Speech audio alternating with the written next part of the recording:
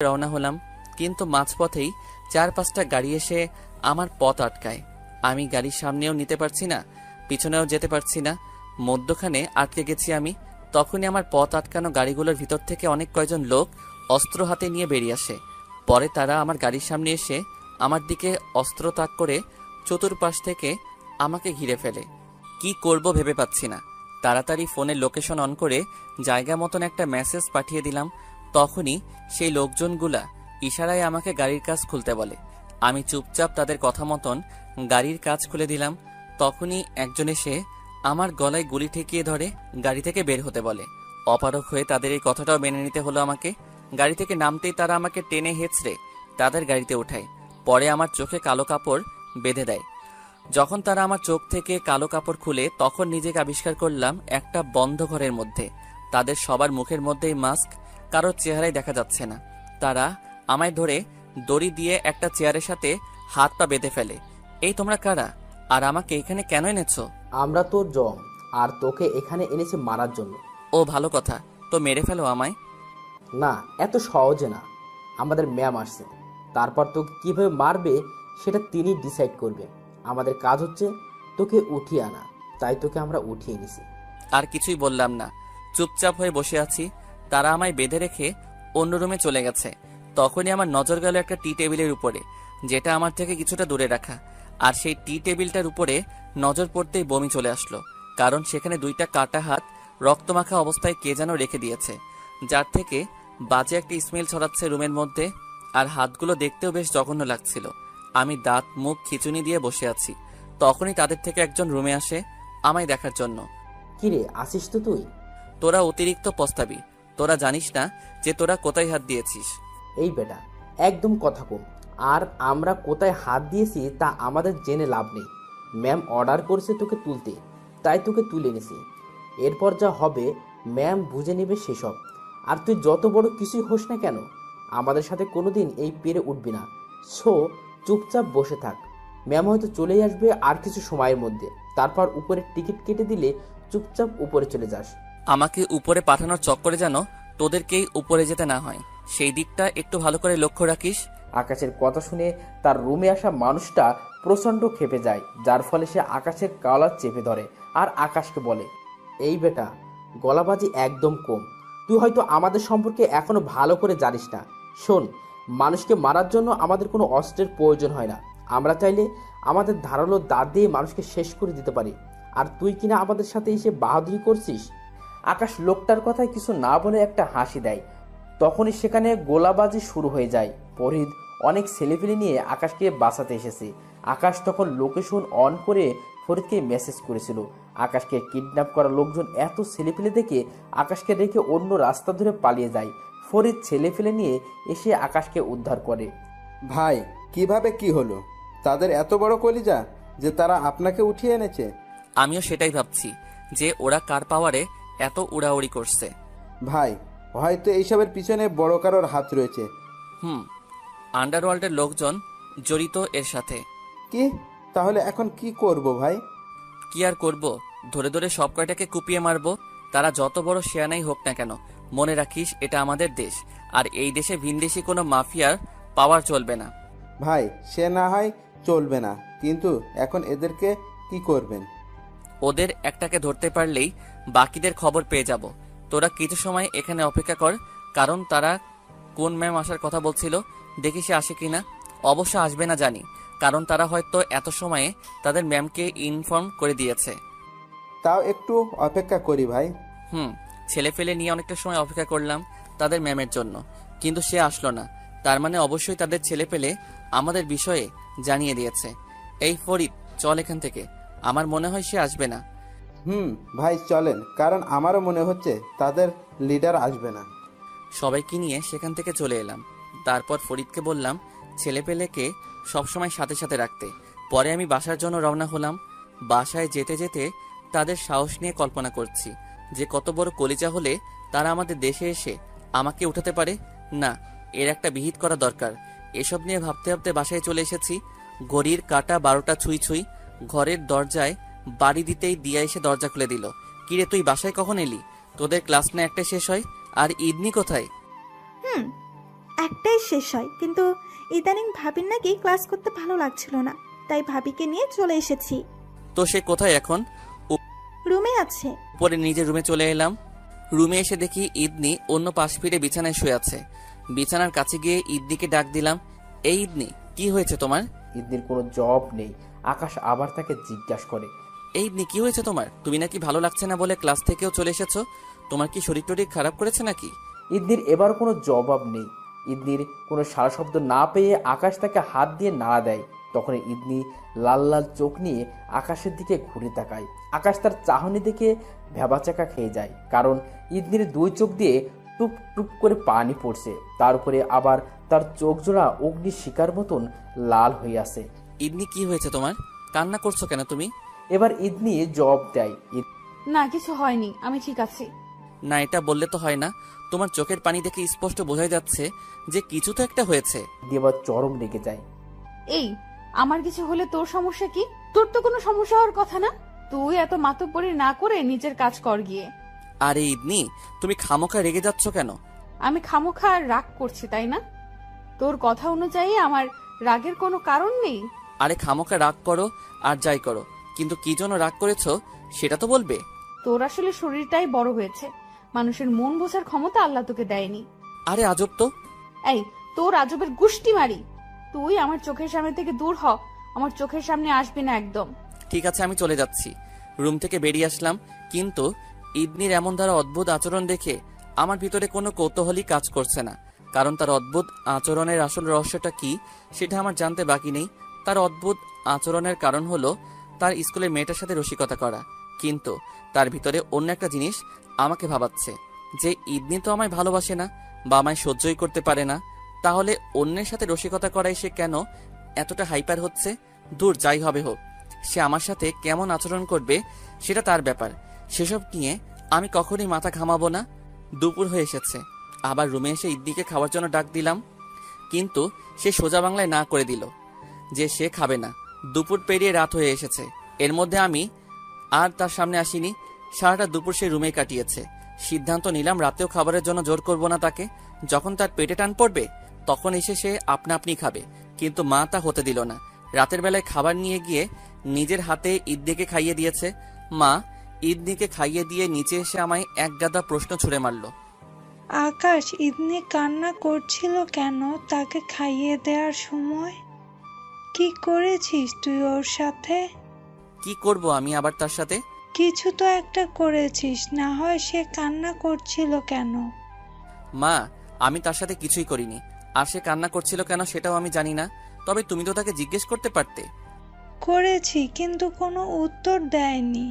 তবে তার কান্নার ধরন আমার কাছে বেশি একটা সুবিধার মনে হয়নি। হয়তো মেয়েটা কোনো কিছু নিয়ে বেশ কষ্ট পেয়েছে। মায়ের কথা শুনে গলায় কাশি চলে এলো, কারণ তিনি ঠিকই ধরেছেন যে সে কিছু একটা নিয়ে অনেক কষ্ট পেয়েছে, কিন্তু মাকে সেটা বলা যাবে না বা বুঝতেও দেওয়া যাবে না। তাই কথা ঘুরিয়ে ফেললাম, মা, তার হয়তো বাসার মানুষের কথা মনে পড়েছে, না হয় আমাদের বাসায় তো কোনো কিছুর কমতি নেই। আর তাছাড়া আমিও তার সাথে কোনো ধরনের খারাপ আচরণ করিনি যে সে কষ্ট পাবে। তা হলেও হতে পারে। আচ্ছা শোন, তুই তার থেকে আজ রাতে একটু জিজ্ঞেস করিস যে কি হয়েছে, তার কি বাসার জন্য মন খারাপ কিনা। যদি তাই হয় তাহলে কাল সকালে তাকে সাথে নিয়ে তুই তার গ্রামে যাবি, পরে সেখানে কিছুদিন থেকে বাড়ি ফিরবি। ঠিক আছে। পরে আমিও খেয়ে দিয়ে রুমে চলে আসলাম, কিন্তু তাকে কিছু জিজ্ঞেস করলাম না, কারণ আমি জানি সে আমার প্রশ্নের কোনো উত্তরই দিবে না। তাই আর মুখ নষ্ট করলাম না, চুপচাপ বিছানায় এসে শুয়ে পড়েছি। আর সে আগে থেকেই অন্য পাশ ফিরে বিছানায় শুয়ে আছে। বিছানায় শোয়া মাত্রই আমার ঘুম চলে এসেছে। রাত বাজে ৩টা। হঠাৎ কারো কান্নার শব্দ শুনে ঘুমটা ভেঙে গেল। মিট মিট করে চোখটা খুললাম, তখনই দেখি ইদনি আমার শার্ট আলতো করে খামচে ধরে বুকে মাথা রেখে ফুপিয়ে ফুপিয়ে কান্না করছে। এই দৃশ্য দেখে বুকের ভিতরটা ছ্যাত করে উঠল, কিন্তু কোনো ধরনের সারা শব্দ করলাম না। তখনই ইদনি ফোপাতে ফোপাতে বলতে লাগলো, এই, আজ তুই কেন এমন করলি আমার সাথে? কেন তুই আমার সামনে ওই মেয়েটার সাথে রসিকতা করলি? তোর একটা বারের জন্য কি মাথায় আসেনি যে তোর এই আচরণটা আমার ভেতরটাকে ক্ষতবিক্ষত করে দিবে? তুই এতটা পাষাণ কেন? তোর জায়গায় পাষাণ তো আমার হওয়ার কথা ছিল, কিন্তু কেন জানি তোর আজকের আচরণটা আমায় অনেক আঘাত করেছে। তোর আজকের আচরণটা আমার অনিচ্ছা সত্ত্বেও কেন জানি বুকের ভেতরে কাটার মতন হয়ে বিঁধেছে। যেখানে আমি তোকে সহ্যই করতে পারি না, সেখানে কেন এমন কষ্ট হচ্ছে তুই অন্যের সাথে রসিকতা করায়? বল, কেন কষ্ট হচ্ছে? কেন আমি তোর সেই আচরণটাকে মেনে নিতে পারছি না? কেন পারছি না বল? ইদনি আকাশকে জড়িয়ে ধরে কান্না করছে আর পাগলের মতো প্রলাপ করছে। ইদনি ভেবেছে আকাশ হয়তো ঘুমের রাজ্যে হারিয়ে গেছে আর তার কোনো কথা সে শুনছে না। কিন্তু আকাশের তো বহু আগেই ঘুম ভেঙে গিয়েছে। আকাশ সেই কবে থেকে ইদনির পাগলের মতো প্রলাপগুলো শুনছে, কিন্তু ভিতরে ভিতরে তার অনেকটা খারাপ লাগছে ইদনির এমন কথাবার্তা শুনে। এদিকে ইদনি এখনো বকবক করে যাচ্ছে। আকাশ ইদনির বকবকানি থামানোর জন্য ঘুমের বাহানা করে ইদনিকে জড়িয়ে ধরে। সে এমনভাবে ইদনিকে জড়িয়ে ধরে, ইদনি তাতে বুঝতেই পারে না যে আকাশ জেগে আছে। সে ভাবে আকাশ ঘুমের মাঝে তাকে জড়িয়ে ধরেছে, তাই সে আকাশকে বলে, দেখেছিস আমার কষ্ট হচ্ছে দেখে তুই ঘুমের মাঝে আমাকে জড়িয়ে ধরে সান্ত্বনা দিচ্ছিস, কিন্তু বাস্তবে তুই অনেকটা নিষ্ঠুর। ইদনির এমন কথায় আকাশ ভুলেই যায় যে সে এতটা সময় ধরে ইদনির সাথে ঘুমের ভান করে নাটক করছিল। সে এবার নিজের অজান্তেই বলে ওঠে, আমি ঘুমের রাজ্য থেকেই তোমাকে সান্ত্বনা দিচ্ছি, সো তুমিও এবার কান্না থামিয়ে ঘুমের রাজ্যে হারিয়ে যাও। আকাশের কথার শব্দ শুনে ইদনি ভ্যাবাচাকা খেয়ে যায়। সে আশ্চর্যজনকভাবে আকাশের দিকে তাকিয়ে তাকে বলে, তুই ঘুমাসনি? আকাশ এবার জিভে কামড় দিয়ে বসে, কারণ সে বেকুবের মতন একটা কাজ করে ফেলেছে। এতটা সময় ঘুমের বাহানা করে আমার কথা শুনছিলি তাই না? আকাশের আর বাঁচার উপায় নেই, সে ধরা খেয়ে গিয়েছে। আরে কে বলেছে আমি ঘুমাইনি? আমি তো ঘুমিয়েছি আর এখনো ঘুমের মধ্যেই আছি, আর ঘুমের মধ্যে থেকেই তোমার সাথে কথা বলছি। আকাশের কথা শুনে ইদনি দাঁতে দাঁত চেপে ধরে আকাশকে বলে, শয়তান কুত্তা কোথাকার, তুই আস্ত একটা শয়তান। আমি শয়তান আর তুমি ধোয়া তুলসী পাতা। ইদনি আকাশের কথার কোনো উত্তর না দিয়ে সোজা আকাশের বুকের মধ্যে কামড় বসিয়ে দেয়। আকাশ ইদনির এমন ধরা আচরণ থেকে খিটমিট করে হাসতে শুরু করে। আকাশের হাসির শব্দ শুনে ইদনি আকাশের বুক ছেড়ে দিয়ে মাথার নিচ থেকে বালিশ উঠে নিয়ে সোজা তার মুখের মধ্যে চেপে ধরে। তারপর রাগান্বিত কণ্ঠে আকাশকে বলতে থাকে, জানোয়ার, তোকে একদম খুন করে ফেলবো আমি, একদম আসবি না তুই। আকাশ ইদনির এমন পাগলামিমূলক আচরণ থেকে শরীর জোর খাটিয়ে মুখের উপর থেকে বালিশটা ফেলে দেয়। পরে ইদনিকে শক্ত করে জড়িয়ে ধরে চুমু খেতে আরম্ভ করে। আর এই দিকে ইদনি আকাশের ঠোঁটের উষ্ণ ছোঁয়া পেয়ে পুরোপুরি শান্ত হয়ে যায়। সে যেন পাগলামি বন্ধ করার মেডিসিন পেয়েছে। আকাশের মেডিসিনের কার্যকারিতা তার উপরে এত পরিমাণ প্রভাব ফেলে যে সে পাগলামের রাজ্য ছেড়ে অন্য কোনো রাজ্যে গিয়ে পাড়ি জমায়। ইদনি চুপচাপ আকাশের স্পর্শ অনুভব করছে। অবশ্য সে চুপচাপ থাকলেও তার ভিতরটা টর্নেডোর মতন উতাল পাতাল করছে। সে যেন নিজের ভিতরটাকে কোনোভাবেই শান্ত করতে পারছে না। তখনই আকাশ তাকে ছেড়ে দেয় আর বলে, এবার ঘুমিয়ে পড়ো। ইদনি চুপচাপ আকাশের কথা মেনে নেয়। সে চোখ বন্ধ করে শুয়ে আছে, কিন্তু তার ভিতর থেকে মাতাল প্রবাহ এখনো পুরোপুরি বের হয়নি। এখনো তার ভিতরে আকাশের স্পর্শের রেশ রয়ে গিয়েছে। সে মনে মনে চিন্তা করে, কে আমি? আমি কি সত্যি সেই ইদনি যে কিনা এই লোককে প্রথম দেখায় ছুরি মেরেছিলাম, আর আজকে সেই লোকের স্পর্শেই আমার ভেতরটা উথাল পাথাল করছে? না, আমি তো আর আমি নেই, বদলে গেছি আমি। কারণ আমার শরীরের সমস্ত রক্ত সব সময় রাগের কারণে উত্তপ্ত হয়ে থাকতো, আর আজও রক্ত উত্তপ্ত হয়ে আছে, কিন্তু সেটা ভিন্ন কোনো কারণে না। আমার মাঝে পরিবর্তন এসেছে। ইদনি এসব নিয়ে ভাবতে ভাবতে ঘুমিয়ে পড়ে। অন্যদিকে সকালবেলায় ইদনির আগে আকাশের ঘুম ভাঙে। সে ঘুম থেকে উঠে ফ্রেশ হয়ে নেয়। পরে ইদনিকে ডাক দেয়, এই ইদনি, ঘুম থেকে উঠো, তোমার স্কুলে যাওয়ার সময় হয়ে এসেছে। সো উঠে তাড়াতাড়ি রেডি হয়ে নাও। পরে তোমাকে আর দিয়াকে স্কুলে দিয়ে এসে আমি আবার কলেজে যাব। আকাশের ডাকে ইদনি ঘুম থেকে উঠে যায়, কিন্তু সে আকাশকে বলে, না, আপনার আমাদেরকে স্কুলে নিয়ে আসতে হবে না, আমি আর দিয়া মিলে চলে যেতে পারবো। না, তা হচ্ছে না। আমি তোমাদেরকে স্কুলে পৌঁছে দিয়ে এসেই কলেজে যাব। এই খচ্চর, চুপ একদম। আমি বলেছি না আমরা আমাদের মতন চলে যেতে পারবো, আমাদেরকে তোর নিয়ে আসতে হবে না। তাও কেন তুই স্কুলে দিয়ে আসার জন্য বাড়াবাড়ি করছিস? সেই মেয়ের সাথে কথা বলার জন্য নাকি? তুই কি ভেবেছিস আমি কিছু বুঝি না? ইদনি দেখো, তেমনটা কিছুই নয়। এই রাখ তোর তেমন তেমন, তোর তেমনের গুষ্টি মারি আমি। আমাদেরকে তোর স্কুলে দিয়ে আসতে হবে না, আমরা একাই স্কুলে যাব। ইদনি, তুমি রাগ দেখাও আর যাই করো, তোমাদেরকে আমি একা ছাড়ছি না, কারণ আমার পিছনে অনেক শত্রু লেগে আছে। তারা যে কোনো সময় তোমার আর দিয়ার ক্ষতি করে দিতে পারে। এই একদম বাহানা দেখাবি না আমাকে। আমি ভালো করেই জানি যে তুই সেই মেয়ের সাথে কথা বলার জন্যই এত তাল বাহানা করছিস। সো আমি যেটা বলেছি সেটাই, তোর আমাদেরকে স্কুলে দিয়ে আসতে হবে না, আমরা আমাদের মতন একাই যাব। আর যদি তুই আমাদেরকে একা যেতে না দিস তাহলে স্কুলেই যাব না আমি। ঠিক আছে, যাও, তোমার কথাই মেনে নিলাম। আমি তোমাদের কি স্কুলে দিয়ে আসতে যাব না, কিন্তু তোমরা গার্ডকে সাথে নিয়ে যাবে। না, তারও কোনো প্রয়োজন নেই। ইদনি, অতিরিক্ত করাটা কিন্তু কোনো ভালো কিছুর লক্ষণ না। সো তোমাদের সাথে গার্ড যাবে আর তারা সেখানেই থাকবে। তোমাদের যখন স্কুল ছুটি হবে তখন তারাই তোমাদেরকে নিয়ে আসবে। সো এবার রেডি হয়ে নাও, আমি চললাম। আকাশ তার কথা শুনিয়ে নিচে চলে আসে। পরে নিচে এসে নাস্তা করে নেয়। নাস্তা শেষ করে চারজন গার্ডকে বলে ইদনি আর দিয়াকে স্কুলে দিয়ে আসতে আর ফুল টাইম স্কুলে থাকতে। পরে আকাশ রেডি হয়ে তার পার্সোনাল গাড়ি নিয়ে কলেজের উদ্দেশ্যে রওনা হয়। অন্যদিকে গার্ড দিয়া আর ইদনিকে নিয়ে স্কুলের জন্য রওনা হয়েছে। ইদনি গাড়ির ভিতরে বসে বসে গত রাতের কথা ভাবছে। গত রাতের সমস্ত কিছু যেন তার কাছে এখনো স্বপ্নের মতো মনে হচ্ছে। আচ্ছা, সত্যিই কি আমি বদলে গেছি? না, হয়তো গতকাল রাতে সেই লোকটাকে কিছু বললাম না কেন আমি, তার মানে আমি সত্যিই বদলে গেছি। না, আমার নিজেকে সংশোধন করতে হবে। আমি লোকটার আচরণে তাল মিলালে হবে না, কারণ লোকটাকে আমি ঘৃণা করি। সে আমায় জোর করে বিয়ে করেছে, তার উপরে এখন আবার আমার সমস্ত কিছুর মধ্যে অধিকার ফলাচ্ছে। সো আমি আবার আগের মতন হয়ে যাব। আমি এখন থেকে আমার মন মর্জি মতো চলবো আর লোকটার উপরে প্রতিশোধ নিব। এসব ভাবতে ভাবতে ইদনি আর দিয়া স্কুলের সামনে চলে আসে। গার্ড তাদেরকে স্কুলের ভিতরে দিয়ে আসে। তারপর তারা স্কুলের বাইরে পাহারায় লেগে যায়। স্কুলের টিফিন ব্রেক দিয়েছে। দিয়া তার বান্ধবীদের সাথে আড্ডা মারায় লিপ্ত হয়ে যায়। অন্যদিকে ইদনি ক্লাসরুম থেকে বেরিয়ে স্কুলের বারান্দায় হাঁটতে শুরু করে। সেই স্কুলটাকে খুঁটে খুঁটে দেখছে। তখনই তার সামনে তারই ক্লাসের একটা ছেলে আসে। তারপর সেই ছেলেটা তাকে বলে, তোমার সাথে একটু কথা ছিল।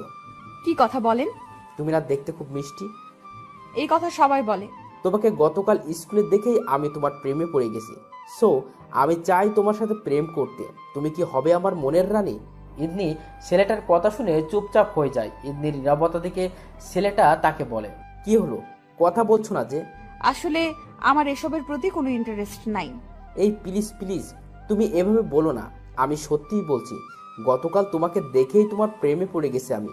আর বিশ্বাস করো, গতকাল সারাটা রাত আমি ঘুমাতে পারিনি, কারণ চোখ বন্ধ করলেই খালি তোমার চেহারা চোখের সামনে ভেসে ওঠে। সো প্লিজ তুমি আমার সাথে প্রেম করো। আমি তোমায় কখনো কষ্ট দিব না, একদম রানী বানিয়ে রাখবো তোমাকে। কখনো তোমার মনে আঘাত লাগতে দিব না। তুমি যাই বলবে তা মুখ বুজে সহ্য করে নেব, মেনে নেব তোমার সমস্ত আবদার। ইদনি ছেলেটার ভোলা ভালা কথা শুনে মুহূর্তের জন্য ভুলে যায় সে যে বিবাহিত, তার সাথে অন্য কারো জীবন জড়িয়ে আছে। আর সেই ছেলেটাও ইদনির ব্যাপারে জানে না যে ইদনি বিবাহিত। ইদনি ছেলেটাকে বলে, আমিও এমন কাউকে জীবনে চেয়েছিলাম, কারণ আমার অধিক পরিমাণে রাগ। তাই আমি এমন কাউকে জীবনে আশা করেছিলাম যে সব সময় আমার রাগের প্রাধান্য দিবে, কিন্তু কপাল খারাপ আমার যে এমন কাউকেই পাইনি। আরে আমি তো এসে গেছি, আমি তোমার সমস্ত রাগের প্রাধান্য দিব। তোমার কথার দ্বিমত কখনো পোষণ করব না। তুমি মুখ ফুটে যাই বলবে আমি তাই মেনে নেব। প্লিজ তুমি রাজি হয়ে যাও। আচ্ছা ঠিক আছে, আমি ভেবে জানাবো। তুমি আগামীকাল আমায় ভেবে জানিও, আমিও তোমার জন্য অপেক্ষা করব। তারপর ছেলেটা চলে যায়, কিন্তু ইদনি সেখানে দাঁড়িয়ে থাকে। অন্যদিকে তাদের দুজনের সমস্ত আলাপ গার্ড শুনে নিয়েছে, কারণ গার্ড ইদনিকে ক্লাসরুম থেকে বের হতে দেখেই তার দিকে এগিয়ে আসে। কিন্তু মাঝপথে ছেলেটা ইদনির সাথে এসে কথা বলায় গার্ড একটু দূরে নিজেকে আড়াল করে ফেলে, যার ফলে সে সমস্ত কথা শুনে ফেলে। এদিকে টিফিন ব্রেকের সময় শেষ। ইদনি গিয়ে ক্লাসে বসে। সে ক্লাস বসে বসে সেই ছেলেটার কথা ভাবছে। ছেলেটা তো সুন্দরী আছে, তার উপরে আমার সমস্ত ইচ্ছার প্রাধান্য দিবে বলেছে। অন্তত সেই লোকটার মতন তো আর করবে না। না, এই ছেলেকেই আমি আপন করে নেব, কারণ আকাশ নামক খচ্চরটা আমার দুই চোখের বিষ। তাকে আমার কেমন জানি সহ্যই হয় না। আর হবেই বা কি করে, সে তো আমার অনেক বড়। তার উপরে সব সময় আমার উপরে জোর খাটানোর ট্রাই করে, আর জোর খাটিয়ে আমাকে বিয়েটা করেছে। সো এই ছেলের সাথেই আমি রিলেশনে চলে যাব আর তার উপরে প্রতিশোধ নিব। কি ভেবেছিস তুই যে তুই আমাকে বিয়ে করলেই আমাকে নিজের করে পেয়ে যাবি? তাহলে ভুল ভেবেছিস তুই। কারণ ইদনি এক কথার মানুষ, আর তার রাগ সম্পর্কে তুই এখনো ভালো করে জানিস না। তো এই ইদনিকে কোনো দিনও আপন করে পাবি না। অন্যদিকে আকাশ ক্লাসে বসে আছে আর স্যার লেকচার দিচ্ছে, কিন্তু তার মন অন্য কোথায়। সে বসে বসে ইদনির চিন্তা করছে। তার মনে কেন জানে কু ডাকছে ইদনির জন্য। ইদনি ঠিক আছে তো, নাকি আমার প্রতিপক্ষ ইদনির কোনো ক্ষতি করে দিয়েছে কে জানে। না, এখনই আমি ইদনির স্কুলে যাব। সেই মোতাবেক স্যার থেকে ওয়াশরুমের জন্য ছুটি নিয়ে বেরিয়ে গেলাম। ব্যর্থ হয়েছি ওয়াশরুমে যাব বলে, কিন্তু আমি তো আর ওয়াশরুমে যাব না, আমি যাব হলো ইদনির স্কুলে। তাই রাহাতকে বললাম ক্লাস ছুটি হলে আমার ব্যাগ নিয়ে যেন সে বাসায় চলে যায়। রাহাত হলো আমার কলেজ ফ্রেন্ড। কলেজ থেকে বের হতেই ফোনটা বাজতে শুরু করলো। পকেট থেকে ফোনটা বের করতেই দেখি পাকিস্তানের মাফিয়া রকি ভাই ফোন দিয়েছে। ফোনটা রিসিভ করে সালাম বিনিময় করলাম। ভাই, একটা ব্যাড নিউজ আছে আপনার জন্য। কি ব্যাড নিউজ? ভাই, আমি তো সমস্ত কিছু জেনে গেছি যে কারা আপনার পেছনে লেগেছে। কে লেগেছে আমার পিছনে? ভাই, যে আপনার পেছনে লেগেছে সে হলো আন্ডারওয়ার্ল্ডের অনেক বড় মাফিয়া, যার নাম হলো আলফা। আর সেই আপনাকে মারার জন্য লোক পাঠিয়েছে। তবে তার পেছনে বাংলাদেশের কে আছে সেই খবর এখনো হাতে আসেনি। তবে আমার মনে হয় বাংলাদেশের কেউই নেই। আলফাই আমাদের দেশে শাসন করার জন্য এসব করছে। আর শুনলাম 2-1 দিনের মধ্যে নাকি আলফার ছেলে পেলে আপনাকে উঠিয়ে নিয়েছিল, কিন্তু তারা নাকি আপনাকে বেশি সময় আটকে রাখতে পারেনি, কারণ আপনার ছেলে পেলে নাকি আপনাকে বাঁচাতে চলে এসেছিল। তাই তারা আরো ছেলে পেলে দেশে মোতায়েন করছে আপনাকে এবং আপনার পুরো টিমকে মারার জন্য। আর আলফা নিজেও 2-1 দিনের মধ্যে বাংলাদেশে যাবে। তো ভাই, এখন এসব থেকে মুক্তি পাওয়ার সমাধান কি? তাদেরকে কি করে শেষ করতে পারবো আমি? আর আপনি আমায় এসব থেকে পিছে ছুটানোর জন্য কিভাবে সহযোগিতা করতে পারবেন? ভাই, আমি আপনার জন্য ফেস টু ফেস কিছুই করতে পারবো না, কারণ আলফা অনেক বড় মাফিয়া আন্ডারওয়ার্ল্ডের। তার সোর্স এবং ছেলে পেলেও অনেক বেশি। তার সাথে কখনো আমি পেরে উঠবো না। আর সে যদি জানে যে আমি আপনাকে সাহায্য করেছি, তাহলে সে আমায় জানে মেরে দেবে। তার মানে আপনি আমার সাথে থাকবেন না? আরে ভাই, তেমনটা নয়। আপনার সাথেই থাকবো আমি, কিন্তু আড়ালে থেকে সাহায্য করব। আর আমার বাংলাদেশে যেই ছেলে পেলে আছে তাদেরকে বলে দিব আপনার টিমের সাথে যুক্ত হয়ে আপনাকে সাহায্য করতে। তবে আমার মনে হয় না তাতেও কোনো কাজ হবে, কারণ আলফার জনবল অনেক শক্তিশালী। তার টিমে এমন এমন মানুষ রয়েছে যারা মানুষকে কামড়ে মেরে ফেলতে পারে। আর আপনাকে মারার জন্যও সেসব মানুষকে বাংলাদেশে পাঠিয়েছে। আর তাদের মাঝে সবচাইতে ভয়ঙ্কর হলো একটা মেয়ে, যার বয়স বেশি হবে না, অনেক অল্প বয়সী একটা মেয়ে, কিন্তু সে মানুষ মারায় অনেক দক্ষ। সেই মেয়েটাই আলফার পুরো টিমকে ট্রেন করেছে মানুষকে কামড়ে মেরে ফেলার। সো তাকে যদি আপনি শেষ করতে পারেন, তাহলে আলফা টিম অনেকটা নড়বড়ে হয়ে যাবে। ঠিক আছে ভাই, আমি দেখছি। ভাই, সাবধানে থাকবেন। আর আমি আপডেট নিউজ আপনাকেই দেব। ঠিক আছে। তারপর ফোন রেখে দিলাম।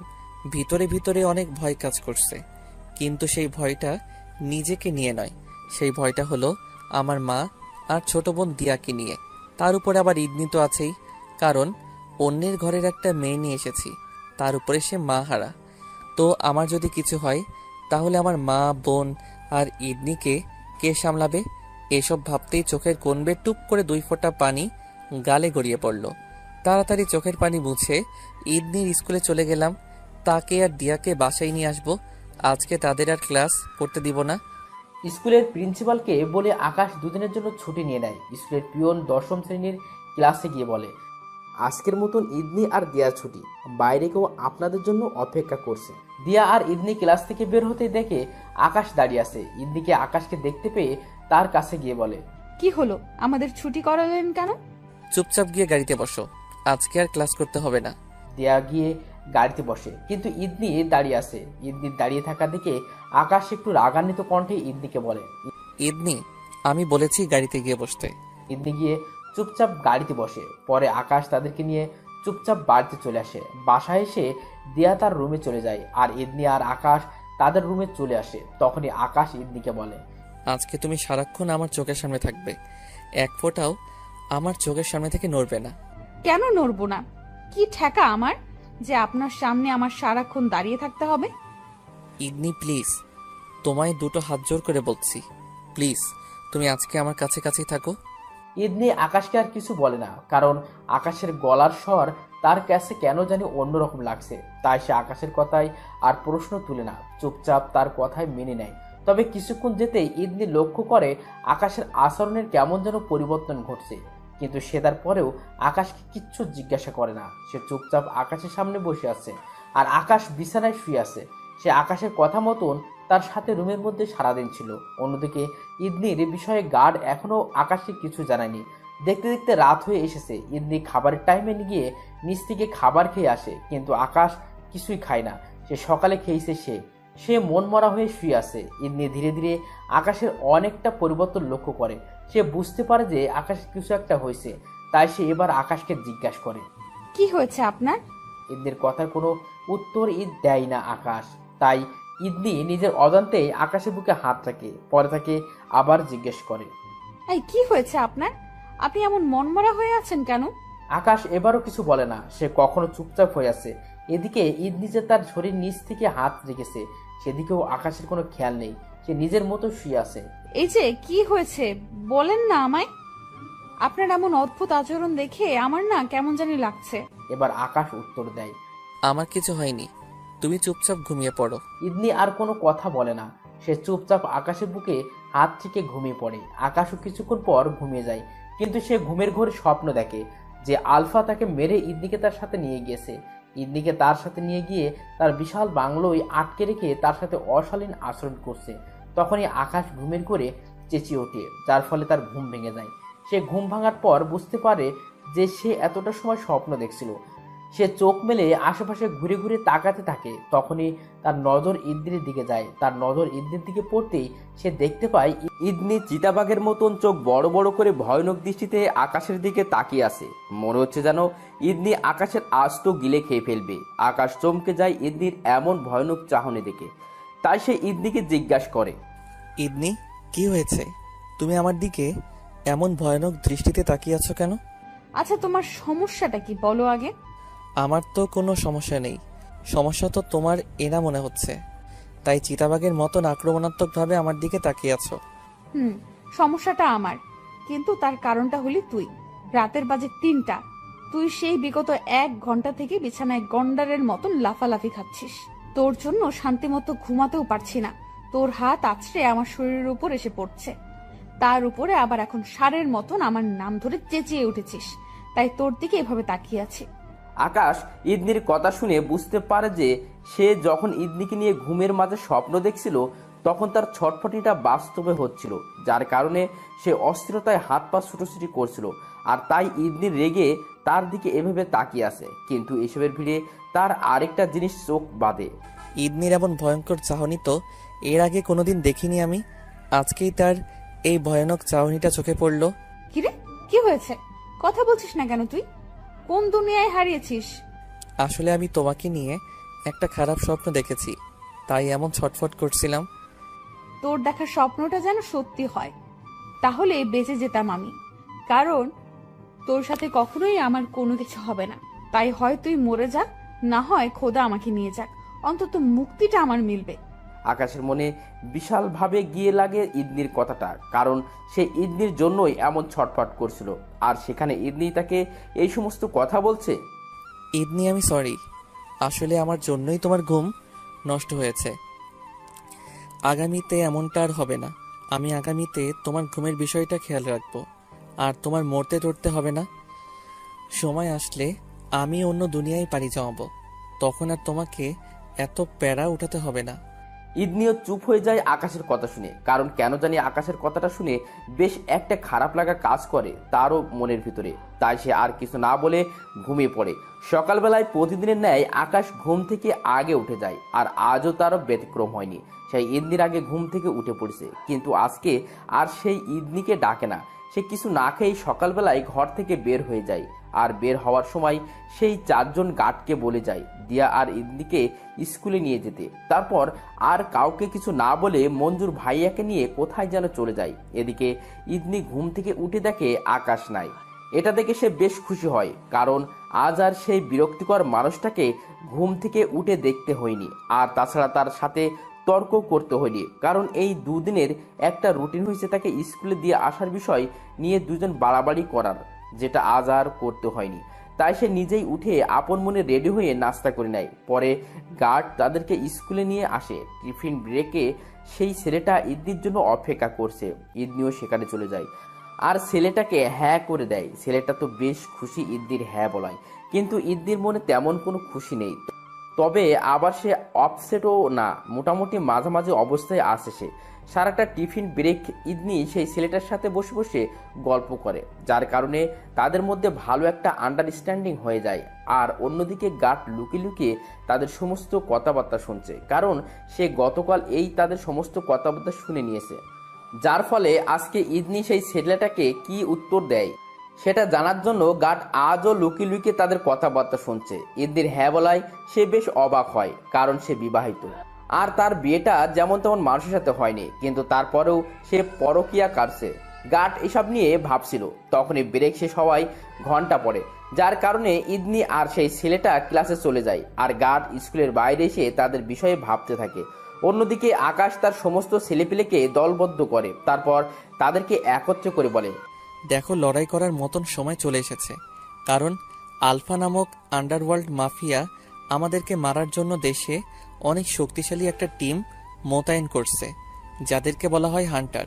তারা কিন্তু অনেক ভয়ঙ্কর, তারা মানুষকে কামড়েই মেরে ফেলতে পারে। আর তাছাড়া আন্ডারওয়ার্ল্ড মাফিয়া আলফা সে নিজেও আজকালের মধ্যে তার সমস্ত দলবল নিয়ে দেশে আসবে আমাদেরকে মারার জন্য।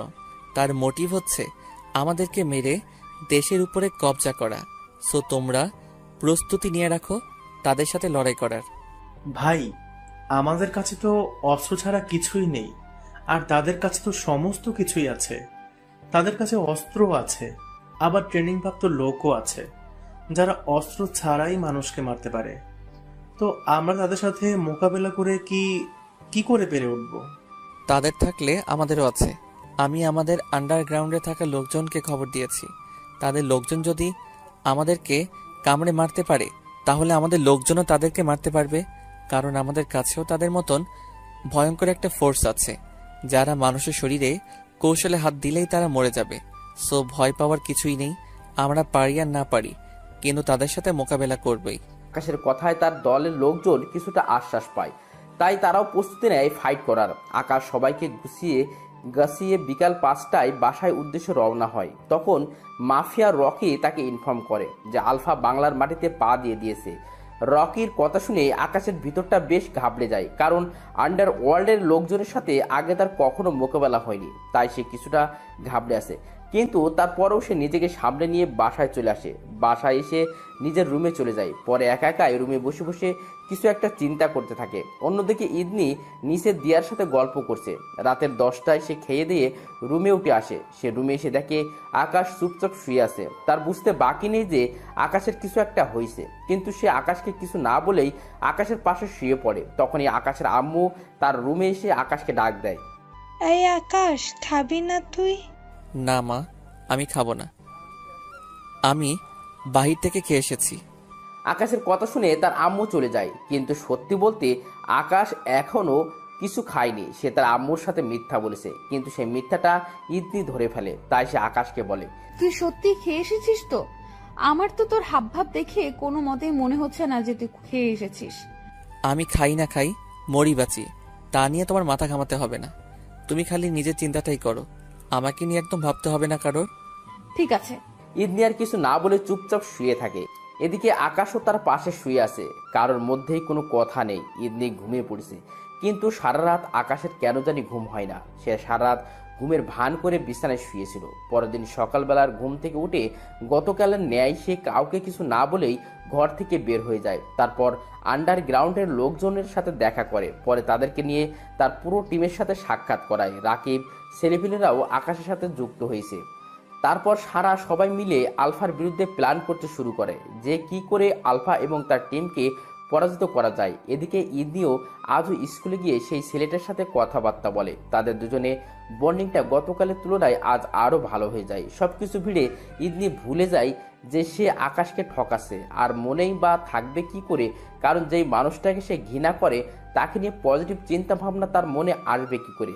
টিফিনে সেই ছেলেটার সাথে বসে বসে সময় কাটায়। স্কুল ছুটির পর সেই ছেলেটা বিদায় দিয়ে দিয়ার সাথে বাসায় চলে আসে। ইদনির সম্পর্কের বিষয়ে গার্ড বাদে আর কেউ জানে না। দিয়াও তার এই বিষয় জানে না, যদিও সে ইদনির কাছাকাছিই থাকে, কিন্তু সেও জানে না। এদিকে দুপুর হতেই আকাশ বাসায় চলে আসে। সে আজকে আলফার বিরুদ্ধে প্ল্যান সাজায় এবং তার সমস্ত ছেলেপেলেকে অস্ত্রগার থেকে অস্ত্র দেয়, যাতে করে সবাই ভালোভাবে লড়তে পারে। সে বাসায় এসে আগের ন্যায় মন খারাপ করে রুমে পড়ে থাকে। দেখতে দেখতে বিকাল হয়ে যায়। ইদনি আকাশ বাসায় আসার পর বহুবার তার সামনে দিয়ে যাতায়াত করে, কিন্তু তাকে কিছুই বলে না। সে আকাশের সাথে কোনো ধরনের কথাই বলে না, কারণ গতকালের পর তার আরও রুচি উঠে গেছে আকাশের সাথে কথা বলার। গতকাল আকাশ তার বিষয়ে ভাবতে না করেছে দেখে সে সেলফিশের মতন তার কথা মেনে নিয়ে কথাবার্তায় বলাই অফ করে দেয়। এভাবেই সময় পেরোতে থাকে। আকাশ রুমে শুয়ে বসেই সময় কাটাচ্ছে। ঘড়ির কাঁটা 11টার সুই সুই। তখনই ফরিদ আকাশকে ফোন দেয়। আকাশ নর্মালভাবেই রুমের মধ্যে ফোনটা রিসিভ করে, কারণ ইদনি এখনো রুমে আসেনি, সে এখনো নিচেই রয়েছে। ফরিদ বল। ভাই, আরও 3টা ছেলে গায়েব আমাদের। এত খোঁজ করছি তাদের, কিন্তু কোনো খোঁজই পাইনি। হয়তো তাদেরকেও মেরে গুম করে ফেলেছে আলফার লোকেরা। ভাই, আপনি তাড়াতাড়ি আলফাকে শেষ করেন। ফরিদ, চিন্তা করিস না, আগামী 2-3 দিনের মধ্যেই তাদের খেল খতম করব।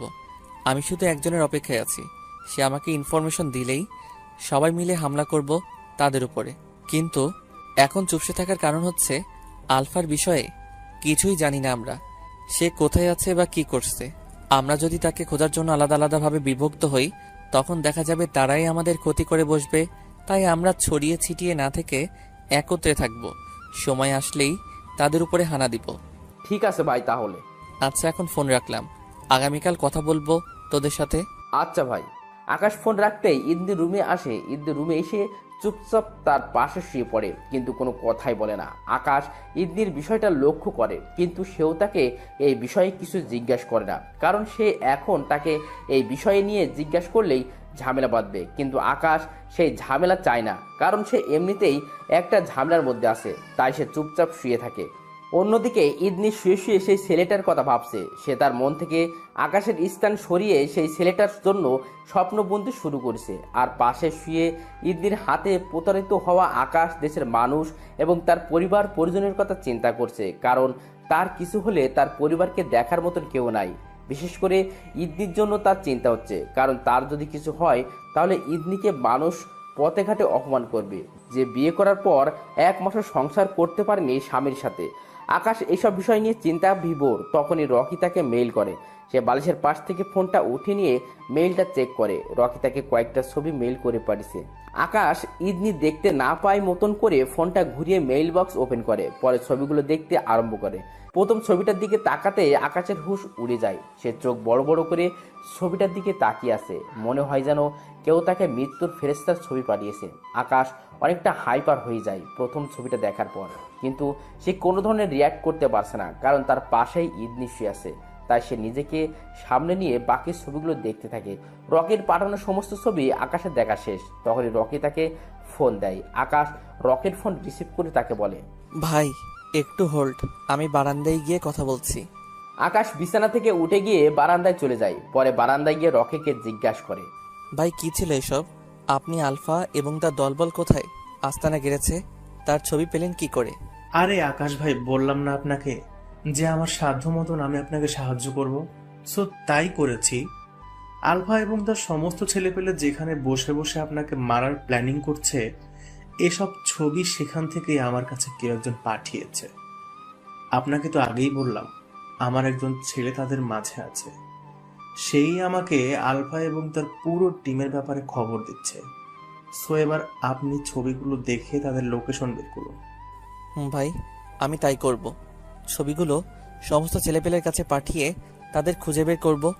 কিন্তু আকাশ ভাই সাবধান, কারণ আলফা অনেক ডেঞ্জারাস একটা মানুষ। আমি যতদূর জানি সে কখনো কাঁচা খেলা খেলে না, আর তার সাথে লড়াই করে কেউ কখনো আগে পারেনি। সো আপনার জন্য মুশকিল হবে তাকে হারানো। তাই যা করবেন ভেবে চিনতে প্ল্যান মোতাবেক করবেন, না হয়তো আপনি মারা পড়বেন। ভাই, জানি না কি হবে, তবে আমি আমার সবটা দিয়ে চেষ্টা করব। ভাই আবারও বলছি, সাবধানতার সাথে কাজ নেবেন, কারণ সে আগেও বহু বড় বড় মাফিয়াকে হারিয়েছে, আর তারা আপনার থেকেও বড় বড় মাফিয়া ছিল। তাই আপনাকে নিয়ে আমার ভয় হচ্ছে। সত্যি বলতে আমার ভরসা হচ্ছে না আপনার উপরে যে আপনি তার সাথে পেরে উঠবেন, কারণ তার যে শক্তিশালী ফোর্স, তাদের সাথে কখনোই পেরে ওঠা সম্ভব না। বলতে গেলে এক কথায় সব কয়টা হয় না, মানুষকে মেরে চিড়ে ফুঁড়ে রক্ত খাওয়ায় তাদের কাজ। সো মাথা ঠান্ডা করে কাজে নিন। আপনি যদি একবার তার কাছে হেরে যান তাহলে তো সোজা মারা পড়বেন, আর আপনার পরিবারকেও সে ছাড়বে না। আকাশ এমনিতেই ঘাবড়ে আছে, তার উপর সে রকির কথা শুনে আরও ঘাবড়ে যায়, কারণ তার কাছে ছেলেপিলে আছে ঠিক, কিন্তু সে তাদেরকে নিয়ে আলফার মোকাবেলা করতে পারবে কিনা সেটা নিয়ে তার ভয় হচ্ছে। সে এই কয়দিন আলফার ভয়াবহতা সম্পর্কে অনেকটুকুই জেনেছে। আলফা কতটা ভয়ঙ্কর আর নিষ্ঠুর সেটা ভেবে তার ভয় পাচ্ছে। যদি দেশের কোনো মাফিয়া হতো তাহলে সে ইজিলি তার সাথে মোকাবেলা করতে পারতো, কিন্তু আলফা তো অনেক বড় মাফিয়া, আর তার জন্যই সে পুরো আন্ডারওয়ার্ল্ডের মাফিয়াদের হাতে মুঠোই করে রেখেছে। তার সাথে আন্ডারওয়ার্ল্ডের কোনো মাফিয়া পাঙ্গা নেওয়ার মতন সাহস করে না, আর সে তার সাথে লড়াই করতে চলেছে। আকাশের ভয় যেন ক্রমশ বেড়েই চলেছে, তবে ভয়টা সে নিজেকে নিয়ে পাচ্ছে না। তার ভয়টা হচ্ছে অন্য জায়গায়। সে মরে গেলেও কোনো আপত্তি নাই, কিন্তু তার পরিবারের কোনো ক্ষতি না হওয়া চাই। সে তার মা বোনকে অনেক বেশি ভালোবাসে। তার উপরে তার ভালোবাসার কাতরে নতুন করে সামিল হয়েছে ইদনি, যাকে সে কোনোভাবেই হারাতে চায় না। সে তাকে অনেক বেশি ভালোবাসে, কিন্তু আলফা যদি তাকে পরাজিত করে ইদনিকে আর তার মা বোনের ক্ষতি করে দেয়, সেটা কোনোভাবে মানতে পারবে না। তার বুক ধুপ ধুপ করে কাঁপছে। তখনই রকি তাকে বলে, ভাই ভয়ের কিছু নেই, মাথা ঠান্ডা করে কাজ নিলেই সব হয়ে যাবে। আকাশের চোখে পানি চলে আসে তার মা বোন আর ইদনির কথা ভেবে। সে কান্না জড়িত কণ্ঠে রকিকে বলে, রকি ভাই, আমার একটা আবদার রাখতে হবে আপনাকে। কি আবদার? ভাই, আমার যদি কিছু হয়ে যায় তাহলে আপনি আমার মা বোনকে নিজের দেশে নিয়ে চলে যাবেন, কারণ তাদের কিছু না হওয়া চাই। আর বিশেষ করে ইদনিকেও সাথে নেবেন, কারণ মেয়েটাকে আমি খুব বেশি ভালোবাসি রকি ভাই। এমনিতেই মেয়েটাকে তার মতের বিরুদ্ধে গিয়ে বিয়ে করে অনেক বড় অন্যায় করে ফেলেছি আমি তার সাথে। এর উপরে যদি আমার কারণে আলফা তার কোনো ক্ষতি করে বসে, তাহলে আমি সেটা মরে গিয়েও মানতে পারবো না। প্লিজ ভাই, আপনি তাদেরকে দেখে শুনে রাখবেন। আমার কারণে ইদনির কিছু না হওয়া চাই। ভাই, মেয়েটাকে আমি আমার নিজের জীবনের চাইতেও বেশি ভালোবাসি। আমার নিজের জীবনের বিনিময়ে হলেও আমি তাকে রক্ষা করতে চাই। আমি মরে যাই তাতে কোনো আফসোস নেই আমার, কিন্তু তার কিছু হলে আমার জীবনটাই বৃথা হয়ে যাবে। প্লিজ ভাই, আপনি তাদেরকে আপনার হেফাজতে রাখবেন। আকাশ রকিকে এইসব বলতে বলতে কান্না করে দেয়। তার কান্নার আওয়াজ রকি ফোনের অপর প্রান্ত থেকে শুনতে পায়। তার ভয়টা যেন আরো বহুগুণে বেড়ে গেছে। আরে আকাশ ভাই, আপনি শান্ত হন প্লিজ, কান্না করবেন না আপনি। ইনশাল্লাহ আপনার কিচ্ছু হবে না, বরং আপনিই তাদের পরাজয় করবেন। আর আপনার কিছু হোক বা না হোক, আমি এখন থেকে আপনার মা বোন আর প্রিয় মানুষদের জিম্মাদারি নিচ্ছি। আমার জীবন থাকতে তাদের কোনো ক্ষতি হতে দেব না আমি। ধন্যবাদ ভাই। আকাশ ভাই, আমি বলছি আপনি পারবেন। আপনি সমস্ত ভয় ভীতি দূর করে পারফেক্ট একটা প্ল্যান করেন তাদেরকে শেষ করার।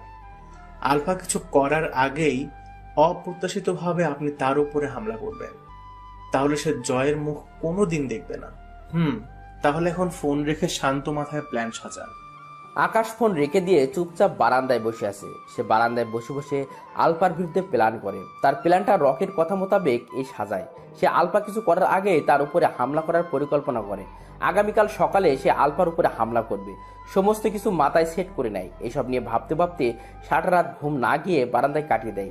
পরে সকাল হতে রুমে চলে আসে। সে রুম এসে দেখে ইদনি ঘুমিয়ে আছে।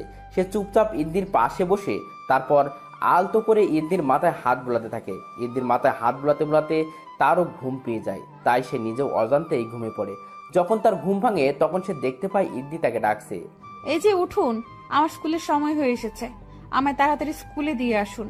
আকাশ ঘুম থেকে উঠে ইদ্নির কথা শুনে চমকে যায়, কারণ ইদ্নি আজ তাকে নিজেই বলছে স্কুলে দিয়ে আসতে। সে অবাক হলেও ইদ্নিকে কিছু বলে না। ইদ্নির কথা মতন চুপচাপ ওঠে, রেডি হয়ে দিয়া আর ইদ্নিকে স্কুলে দিয়ে আসে। আর সাথে সাথেই সেই 4 জন গার্ডকেও অন্য গাড়ি নিয়ে স্কুলে আসতে বলে। সে এখন কোনোভাবেই রিস্ক নিতে চায় না, কারণ তার প্রতিপক্ষ এখন যে কোনো সময় তাদেরকে উপরে হামলা করতে পারে। তাই গার্ডকে স্কুলে কড়া পাহারায় থাকতে বলে। পরে সে সেখান থেকে সোজা তার ছেলেপেলের কাছে চলে যায়। তারপর সবাইকে তৈরি হতে বলে লড়াই করার জন্য। আকাশ সবাইকে জানিয়ে দেয় আগামীকাল তারা সবাই আলফার উপরে হামলা করবে, আর আজকের মধ্যে তাদের লোকেশন খুঁজে বের করতে হবে। আকাশের কথা শুনে ফরিদ তাকে বলে, ভাই তাদের লোকেশন কি করে বের করব? তাদের কোনো ইনফরমেশন এই তো নেই আমাদের কাছে। ফরিদ, তাদের ইনফরমেশন আমার কাছে আছে। আমি তোদের সবার ফোনে কিছু ছবি পাঠাচ্ছি, তোরা সেই ছবিগুলো দেখে চিনতে পারিস কিনা দেখ যে তারা এখন কোথায় অবস্থান করছে। আকাশ সবাইকে ছবিগুলো পাঠায়। সবাই ছবিগুলো ভালো করে দেখতে থাকে। তখনই তাদের একজন বলে ওঠে, ভাই, আমি এই লোকেশনটা চিনি। এই লোকেশনটা হচ্ছে চৌধুরী নগর। চৌধুরী নগরে 18 তলা একটা বিল্ডিং এর কাজ চলছিল, কিন্তু সেটা এখন বন্ধ কোনো না কোনো কারণে। এই পিকগুলো সেই বিল্ডিং এই তোলা হয়েছে, কারণ ছবির ব্যাকগ্রাউন্ডে একটা টাওয়ার দেখা যাচ্ছে, যেটার পাশে হচ্ছে আমার এক বন্ধুর বাড়ি। এই তো এবার জমবে খেলা। আগামীকাল এই লোকেশনে গিয়েই হামলা করব সকলে মিলে। আকাশ তারপর সবার সাথে মিলে পরিকল্পনা করে যে কে কিভাবে হামলা করবে আর কে কোন পজিশনে থাকবে। অন্যদিকে ইদ্নি স্কুলে এসে প্রতিদিনের ন্যায় টিফিন ব্রেকে সেই ছেলেটার সাথে কথা বলে। গার্ড আজকেও ইদ্নি আর সেই ছেলেটার ফলো করে। এদিকে আকাশ তার সমস্ত প্ল্যান সবাইকে বুঝিয়ে দিয়েছে। সে সমস্ত কিছু শেষ করে বেশ রাত করে বাড়ি ফিরে। ইদ্নি দিয়ার রুমে বসে বসে তার সাথে গল্প করছিল। তখনই গার্ড আকাশকে দেখতে পেয়ে তাকে বলে, ভাই আপনার সাথে কিছু কথা আছে, আপনি একটু সাইডে আসুন। আকাশ গার্ডের কথা মতন বাড়ির পাশের একটা খালি জায়গায় যায়। আর এই গার্ডটাই সে যে কিনা ইদ্নির পারকিয়াই সম্পর্কে জানে। বলো। ভাই জানি না আপনি কি মনে করবেন, হয়তোবা আমার উপর চরম রেগে যেতে পারেন, কিন্তু তাও আমার আপনাকে আজ কথাগুলো বলতে হবে, না হয়তো অনেক বড় সমস্যা হয়ে যাবে। আরে কি কথা বলবে তো? ভাই, ভাবি স্কুলে একটা ছেলের সাথে সম্পর্ক জড়িয়েছে। কি? ভাই সত্যি, আজ কয়দিন যাবৎ তাদের এই সমস্ত কিছু আমি নোটিশ করেছি। আপনি হয়তো আমার কথা বিশ্বাস নাও করতে পারেন, কিন্তু আমার কথাগুলো সত্যি। তাহলে তুমি এসব আমায় আগে জানাওনি কেন? ভাই আমি শুরুতেই ভেবেছি ভাবি শুধরে যাবে, আর তাছাড়াও ভাবির বিষয়ে আপনার সাথে এসে কথা বলার মতো সাহস করতে পারছিলাম না আমি, কিন্তু আজ আর না বলে পারলাম না, তাই সাহস করে এসে বলেছি। এত সব চলছে আমার পিছনে পিছনে, তাই তো বলি ইদনির এতটা পরিবর্তন কেন? তবে আমার কেন জানি এখনো তোমার কথা বিশ্বাস হচ্ছে না। ভাই আমি জানতাম আপনার বিশ্বাস হবে না, তাই আমি অনেক কয়টা ছবি তুলে রেখেছি তাদের। এই যে দেখেন ছবি। গার্ড নিজের ফোনে তোলা ছবিগুলো আকাশকে দেখায়। আকাশ ছবিগুলো দেখে কিছু বলার মতন ভাষা হারিয়ে ফেলে। তাও সে গার্ডকে বলে, আচ্ছা আমি দেখছি, তুমি তোমার কাজে যাও। গার্ড চলে যায়। গার্ড যেতেই আকাশ ধূপ করে মাটির মধ্যে বসে কান্না করে দেয়। তার কলিজাটা যেন ছিঁড়ে যাচ্ছে ইদনির সম্পর্কে এসব জেনে। ইদনি, তুমি কেন করলে এমনটা আমার সাথে? আমি তো তোমায় অনেক ভালোবাসি। হ্যাঁ, তোমার মতের বিরুদ্ধে তোমায় বিয়ে করেছি, কিন্তু কখনো তো তোমার উপরে জুলুম বা অত্যাচার করিনি। কখনো তো তোমার শরীরের উপরে নিজের খায়িশদের অধিকার ফলাইনি। তাও কেন তুমি আমার সাথে এমন করলে? ইদনি, কিসের কমতি রেখেছি তোমার আমি? আমার জানা মতে কোনো কিছুরই তো কমতি রাখিনি, তাও তুমি আমায় এভাবে ঠকালে। বলো কেন ঠকালে তুমি আমায় এভাবে? আকাশ এসব বলতে বলতে কান্নায় মশগুল হয়ে পড়ে। আকাশ অনেকটা ভেঙে পড়ে ইদনির এমন আচরণে। আগামীকাল তার এত বড় একটা লড়াই, আর আজকে ইদনি তার ভিতরটাকে ক্ষত বিক্ষত করে দিয়েছে। যেখানে ইদনি তার পাশে থাকার কথা ছিল, সেখানে ইদনি তাকে ভিতর থেকে মেরে ফেলেছে। সে ঘন্টা খানিক মাটিতে বসে কান্না করে, তারপর কোনোভাবে নিজেকে সামলে নেয় আর মনে মনে ঠিক করে ইদনিকে সে সেই ছেলের হাতে তুলে দিবে। ইদনি, তোমায় আমি সেই ছেলের হাতে তুলে দিব। আমি চাই না তুমি আমার সাথে থেকে কষ্ট পাও। আমি জানি তুমি আমায় অনেক বেশি ঘৃণা করো, কিন্তু ঘৃণার পরিমাণটা যে আমার চিন্তাভাবনার চাইতেই 1000 গুণ বেশি, তা আমি কোনোদিনও কল্পনা করতে পারিনি। তাই তোমায় আর আমার কাছে না রেখে দূরে ঠেলে দিব। যাও, তুমি উড়ে বেড়াও তোমার খোলা আকাশে। তোমায় আর বন্দি খাঁচায় রেখে কেউ ভালোবাসবে না, তোমায় আর বন্দি খাঁচায় আটকে রেখে কেউ ভালোবাসার দাবি করবে না। মুক্ত করে দিব তোমায় আমি। আজ রাতেই আমি রকি ভাইকে জানিয়ে দিব তোমার কথা। আমি যদি আগামীকাল লড়াই করতে গিয়ে নিজের প্রাণ হারাই, তাহলে তিনি যেন তোমায় সেই ছেলের সাথে মিলিয়ে দেয়। আকাশ চোখ মুখ মুছে নিয়ে সোজা বাসায় প্রবেশ করে, তারপর নিজের রুমে প্রবেশ করে। আকাশ বাসায় এসেছে দেখতে পেয়ে ইদনি দিয়ার রুম থেকে নিজের রুমে চলে আসে, কিন্তু সে আকাশের সাথে কোনো কথা বলে না, চুপচাপ বিছানায় শুয়ে পড়ে। এদিকে আকাশও তাকে কিছু বলে না। সে পকেট থেকে ফোন বের করে বালিশের পাশে রাখে, আর কোমর থেকে মেশিনটা বের করে তার মাথার কাছেই তোষকের নিচে রাখে, যেটা সে প্রতিদিনই এই করে। পরে ওয়াশরুমে চলে যায় ফ্রেশ হতে। কিছুক্ষণ পর ফ্রেশে ফিরে আসে, পরে এসে সেও চুপচাপ শুয়ে পড়ে কোনো কথাবার্তা ছাড়াই। তারপর বালিশের পাশ থেকে ফোনটা হাতে নিয়ে ইদনির কথা লিখে রকিকে একটা টেক্সট পাঠায়। তারপর ফোনটা আবার বালিশের পাশে রেখে চুপচাপ চোখ বুজে শুয়ে থাকে, কিন্তু তার চোখে ঘুম নেই। আর সারাটা রাত ও হয়তো তার ঘুম হবে না। অন্যদিকে ইদনি ঘুমের রাজ্যে হারিয়ে গেছে। এভাবেই সকাল হয়ে যায়। ভোরবেলায় এসে আকাশের চোখ লাগে, কিন্তু তার চোখের পাতা বেশিক্ষণ সে একত্রে রাখতে পারে না। নানান চিন্তায় তার ঘুম ভেঙে যায়। সে ঘুম থেকে উঠে দেখে ইদনি বিছানায় নাই, কিন্তু সে তার মাথার সামনে দাঁড়িয়ে আছে। আকাশ ঘুম থেকে জেগেছে দেখতে পেয়ে ইদনি রুম ছেড়ে নিচে চলে যায়। আকাশ বেশ অবাক হয় ইদনির আচরণে, কিন্তু সে কোনো ধরনের রিয়াক্ট না করে ওয়াশরুমে চলে যায়। পরে ফ্রেশ হয়ে এসে আপন মনে তোষকের নিচ থেকে মেশিনটা কোমরে গুজে নিয়ে লড়াই করার জন্য প্রিপারেশনে নেয়। তারপর নিচে চলে আসে। নিচে এসে দেখে ইদনি আর দিয়া বসে বসে গল্প করছে। কি রে দিয়া, স্কুলে যাবি না? না ভাইয়া, আজকে স্কুলে যাব না।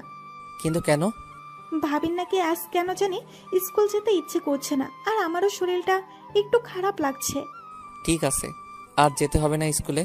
তারপর আকাশ আর কাউকে কিছু না বলে চুপচাপ ঘর থেকে বেরিয়ে যায়। অন্যদিকে ইদনি আকাশের বেরিয়ে যাওয়ার দিকে অদ্ভুতভাবে তাকিয়ে আছে। এদিকে আকাশ তার ছেলেপিলের কাছে আসে। পরে সবাই অস্ত্র শস্ত্র নিয়ে চৌধুরীনগর রওনা হয় আলফাকে মারার জন্য। চৌধুরীনগরের সেই বিল্ডিংয়ের সামনে গিয়ে আকাশের প্ল্যান মোতাবেক সবাই নিজের পজিশন মতন দাঁড়িয়ে যায় আর পুরো বিল্ডিংটাকে ঘিরে ফেলে। আর আকাশের পাশে ফরিদ আর তার স্পেশাল টিম দাঁড়িয়ে আছে। তখনই বিল্ডিংয়ের ভিতর থেকে একটা মেয়ে তার দলবল নিয়ে বের হয় আর আকাশের দিকে ভয়ানক দৃষ্টিতে তাকিয়ে থাকে। আকাশও মেয়েটাকে দেখতে পেয়ে চমকে ওঠে, কারণ তাকে দেখে কোনোভাবেই আকাশের মানুষ মনে হচ্ছে না। তাকে দেখে রক্তচোষা খচ্চর মনে হচ্ছে।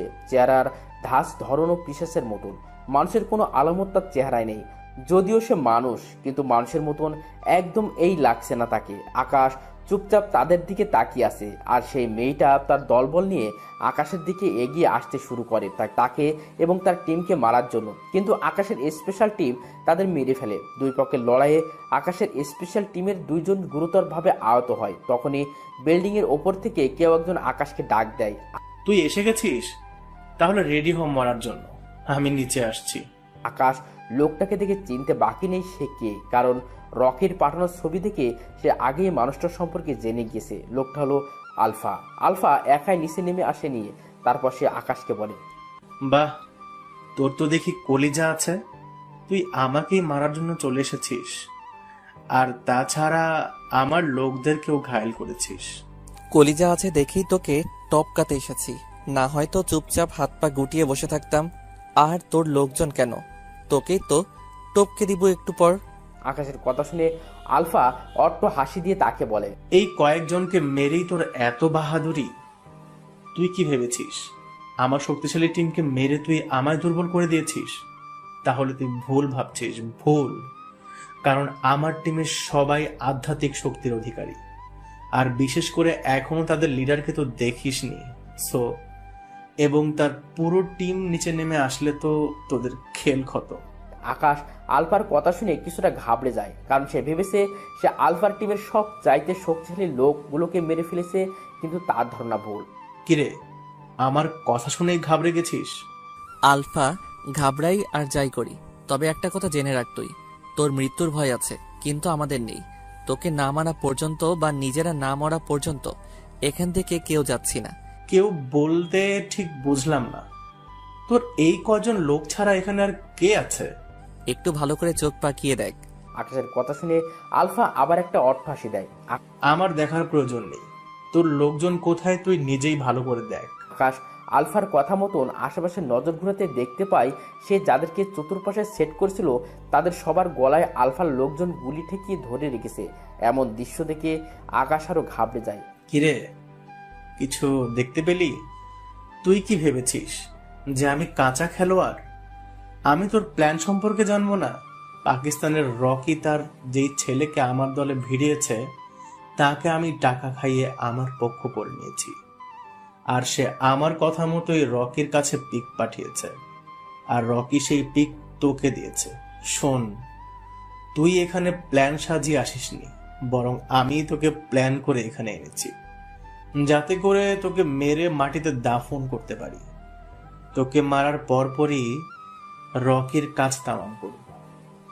আমার বিরুদ্ধে ষড়যন্ত্র করার স্বাদ তাকে আমি বুঝিয়ে দেব। আমার ছেলেপেলেকে আটকেছিস দেখে কি আমরা পিছু হাঁটবো ভেবেছিস? তাহলে সেটাও তোর ভুল ধারণা। হায় রে আকাশ, তোর গলার জোর অনেক বেশি। শোন, তুই আমার সাথে এই জন্মে কেন, আগামী 7 জন্মেও পেরে উঠবি না। আর তার নমুনা তুই নিজের চোখেই দেখতে পাচ্ছিস। তুই আমার ছেলেপেলেকে মেরেছিস ভালো কথা, কিন্তু আমি তোর কোনো ছেলেপেলেকে এখনো মারিনি, কারণ আমার ক্ষমতা কতটুকু সেটা তোকে দেখানোর আছে। সো তোর জন্য একটাই পথ আছে বাঁচার, না হয় তোদের সবাই মারা পড়বি। আমার এক ইশারায় তোর সমস্ত ছেলেপেলের গলা তাদের শরীর থেকে আলাদা হয়ে যাবে, সাথে তুই তো মারা পড়বি।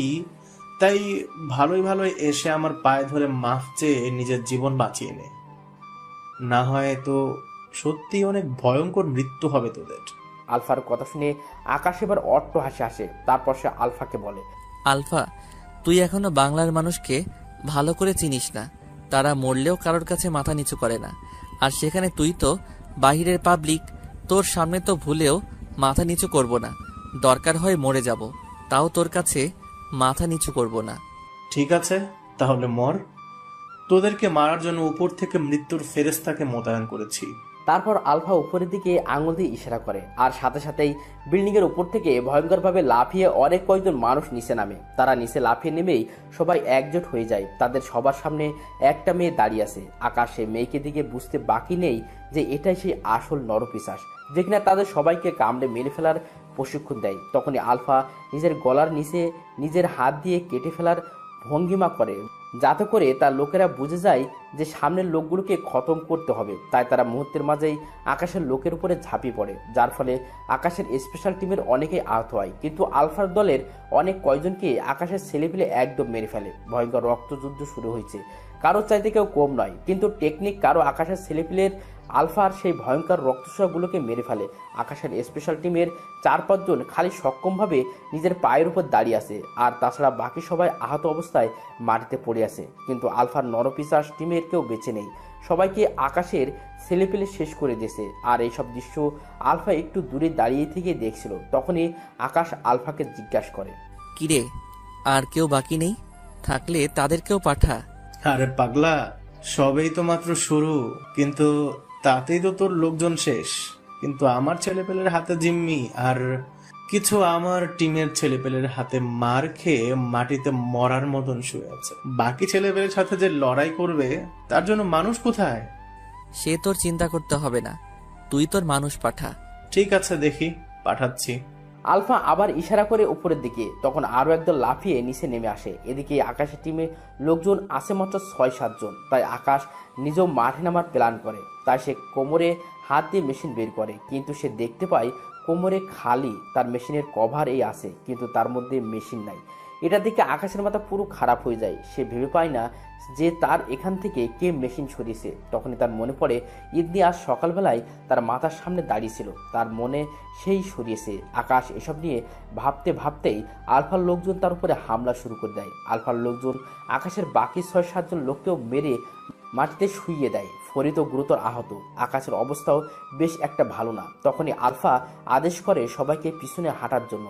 তার আদেশ মোতাবেক সবাই পিছনে চলে আসে, আর তখনই আলফা আকাশের পায়ের মধ্যে গুলি করে। যার ফলে সাথে সাথে আকাশ চিৎকার দিয়ে মাটিতে বসে পড়ে। তার পায়ে প্রচণ্ড রকমের যন্ত্রণা হচ্ছে।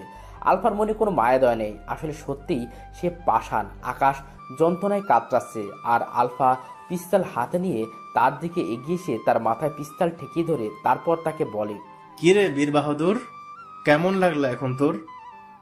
আগেই বলেছিলাম আমার সাথে পাঙ্গা নিস না, আমার পায়ে ধরে নিজের জীবনটা বাঁচিয়ে নে, কিন্তু তুই সেটা করলি না, বরং তুই আমার কথার তোয়াক্কা না করে আমার সাথে ফাইট শুরু করলি। শান্তি হলো তো এখন তোর? আকাশ আলফার কথার কোনো উত্তর দেয় না, কারণ সে উত্তর দেওয়ার অবস্থায় নেই। সে চুপচাপ পা ধরে বসে আছে। ঠিক সেই সময় হুট করে কোথা থেকে যেন ইদনি চলে আসে। ইদনিকে দেখে আলফার নজর ইদনির দিকে পড়ে। তাই সে ইদনিকে বলে, কিরে তুই আবার কোন ক্ষেতের মূলা? আমি কোনো ক্ষেতের মূলা না। আমি কে সেটা তুই জেনে যাবি, কিন্তু তোর সাহস দেখে আমি অবাক হচ্ছি। তোর কত বড় সাহস, তুই আমার স্বামীর গায়ে আঘাত করেছিস। তোকে তো আমি ছাড়বো না। আর শুধু তোকে একা নয়, আমার ভালোবাসার মানুষকে যে মারতে এসেছে তারা সবাই আজকে নিজের শেষটা দেখতে পাবি। ও, তার মানে তুই এই বীর বাহাদুরের বউ? যাক, ভালোই হয়েছে তুই এখানে এসেছিস। বীর বাহাদুরের সাথে তোর খেইলো খতম করে দিব। আমাকে মারার আগেই তো তোর সামনে আজরাইল এসে হাজির হবে। বাহ, বহু বড় বড় ডায়লগ ছাড়িস তোরা বউ জামাই। ভালো লাগলো তোদের ডায়লগ শুনে। ইদনি আর কিছু বলে না আলফাকে। সে বাঁকানো একটা হাসি দিয়ে হাতটা উপরে উঠিয়ে ঘোরাতে শুরু করে। তার মধ্যেই আলফার গুলি উড়ে যায় আর সে ধুম করে মাটির উপরে নিজের দেহটা নিয়ে আসতে পড়ে। এই দৃশ্য দেখে সবাই ভয় পেয়ে যায়, বিশেষ করে আকাশ। সে চোখ বড় বড় করে ইদনির দিকে তাকিয়ে আছে। সে যেন কিছুই বুঝে উঠতে পারছে না। তখন ইদনি আবার বলে ওঠে, সবাই নিজের ভালো চাস তো আমার স্বামীর আশপাশ থেকে পালা, না হয় কখন কে তোদের বসের মতন তোদের খুলিয়ে উড়িয়ে দেয় তার কোনো নিশ্চয়তা নেই। কিন্তু ইদনির কথায় আলফার লোকজন সবাই ভয় পেয়ে যায়। তাই তারা আকাশের লোকজনকে ছেড়ে দিয়ে সবাই তার সামনে এসে জড়সড় হয়ে দাঁড়ায়। আর ইদনি শাড়ির ভিতর থেকে গুলিটা বের করে আলফার দেহের সামনে এসে দাঁড়ায়। তারপর আলফার মৃতদেহের মুখটা টেনে ধরে তার মুখে ফায়ার করে গুলির সব কয়টা বুলেট ভিতর ঢুকিয়ে দেয়। তারপর সবাইকে চেঁচিয়ে বলে, দেখি কার কত ক্ষমতা আছে। আমার স্বামীর গায়ে হাত দে তোরা, আমার ভালোবাসার কসম, কেউ জীবিত ফিরতে পারবি না।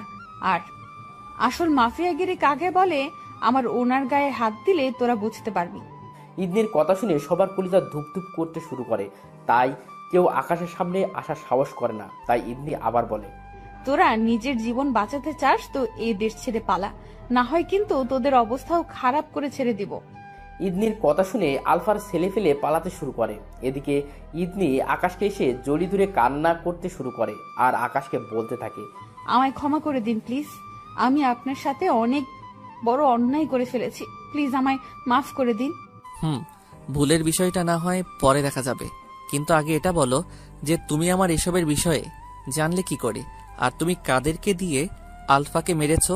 আপনি গত পরশু রাতে যখন রকি না কার সাথে যেন কথা বলছিলেন, তখন আমি আপনার সমস্ত কিছুই শুনেছি। আর তখনই বুঝতে পেরেছি যে আপনি আমায় কতটা ভালোবাসেন। তাই সেদিন আপনার সাথে সাথে আমিও প্ল্যান সাজাই আপনার শত্রুকে মারার জন্য, কারণ সে আমার প্রিয় মানুষকে মারতে দেশে এসেছে। তাই আজ সকালে আপনার তোষকের নিচ থেকে পিস্তলটা সরিয়ে ফেলি আমি, কারণ তাকে আমি মারবো বলেই ঠিক করে নিয়েছিলাম। তবে তার সম্পর্কে কিছুই জানতাম না আমি, তাই আজকে স্কুলে না গিয়ে আপনার পিছু নিয়েছি। পরে আপনার পিছু নিতে নিতে এখানে এসে পৌঁছেছি।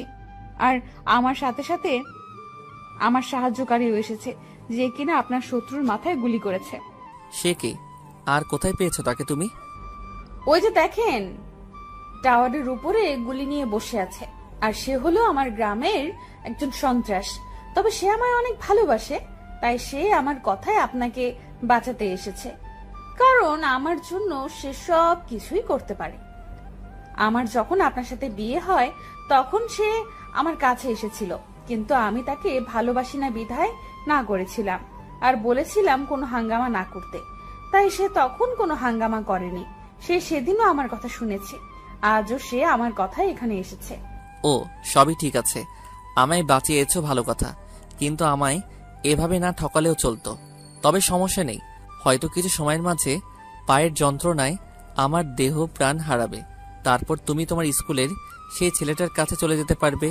কেউ তোমায় আর জ্বালাবে না, আমার গার্ডরাও তোমায় পেরেশান করবে না, আর নালিশ তো করবেই না তোমার নামে।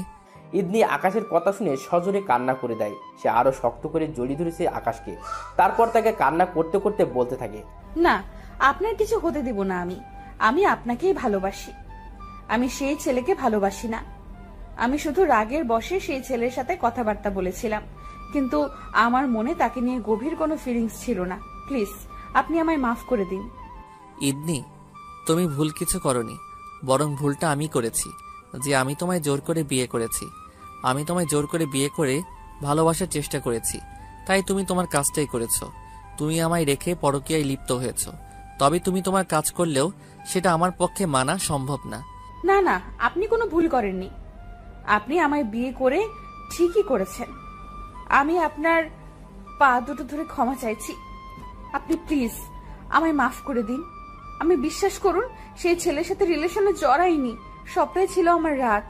জাস্ট তার সাথে শুধু আমি কথা বলেছি, এছাড়া কিছুই না। আকাশ ইদনিকে আর কিছু বলে না। সে একটা মুচকি হাসি দেয়, পরে তার চোখটা অফ হয়ে যায়। যখন তার জ্ঞান ফিরে তখন সে নিজেকে আবিষ্কার করে হসপিটালের বেডে শুয়ে আছে, আর তার পাশে তার মা এবং ইদনি বসে আছে।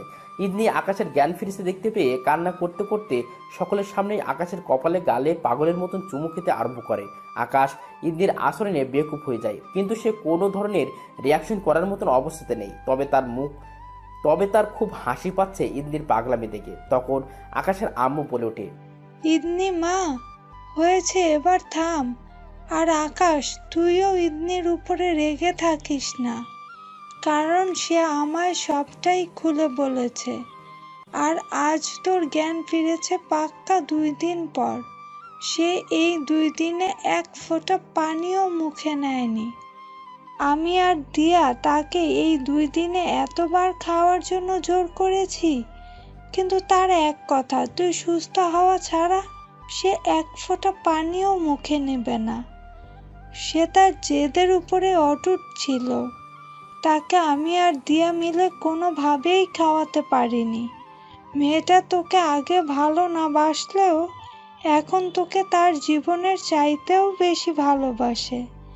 বাবা, তুই আর তার উপর রাগ করে থাকিস না, অভিমান করে থাকিস না। আকাশের মায়ের কথায় আর ইদনির পরিবর্তন থেকে সে তাকে মাফ করে দেয়। এভাবেই হসপিটালে অনেক কয়দিন কেটে যায়। আকাশ এখন পুরোপুরি সুস্থ। সে আগে হাঁটাচলা করতে পারতো না, বাট এখন আগের ন্যায় হাঁটাচলা করতে পারে। তাই তাকে বাসায় নিয়ে আসা হয়। আকাশকে বাসায় আনা হয়েছে আজ 1 সপ্তাহে। সে এখন পুরোপুরি আগের ন্যায় সুস্থ হয়ে গেছে। যদিও সে 1 সপ্তাহ আগে সুস্থ হয়েছে, তবুও সে 1 সপ্তাহে বাসায় রেস্টে ছিল। হসপিটাল থেকে নিয়ে শুরু করে বাসায় এনেছে পর্যন্ত ইদনির পা যেন থামাথামি নেই। সে আকাশের সমস্ত ভালো মন্দের দেখভাল করায় 24 ঘন্টায় নিয়োজিত। এসবের মাঝে ইদনির স্কুলে যাওয়া পুরোপুরি বন্ধ, তাই আকাশকে তাকে বলে স্কুলে যেতে। ইদনি, তুমি আবার স্কুলে যাতায়াত শুরু করো। ঠিক আছে। আকাশের কথা মতন ইদনি স্কুলে যায়, কিন্তু সেই ছেলেটা ইদনিকে এতদিন পরে দেখতে পেয়ে তাকে পাগল বানিয়ে ফেলে। কিন্তু ইদনি তার সাথে কোনো ধরনের কথাই বলে না। কিন্তু ছেলেটাও নাসর বান্দা, সে ইদনির পিছনে পড়ে আছে। তাই ইদনিও সেই ছেলেটাকে বলে আগামীকাল টিফিন ব্রেকে তার সাথে কথা বলতে। তারপর ইদনি সেদিন বাসায় এসে আকাশকেও বলে আগামীকাল টিফিন ব্রেকে তার সাথে স্কুলে একটু দেখা করতে। পরের দিন টিফিন ব্রেকে সেই ছেলেটা ইদনির জন্য একটা জায়গায় দাঁড়িয়ে অপেক্ষা করছে।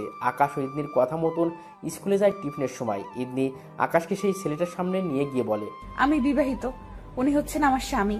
ইদনি ছেলেটাকে 2টা কথা বলে তার সামনে আকাশের ঠোঁটে কিস করতে আরম্ভ করে। ইদনির আচরণে ছেলেটা যা বুঝার তা বুঝে নিয়ে সেখান থেকে চলে যায়। ছেলেটা সেখান থেকে চলে যেতেই ইদনি আকাশকে ছেড়ে দেয়।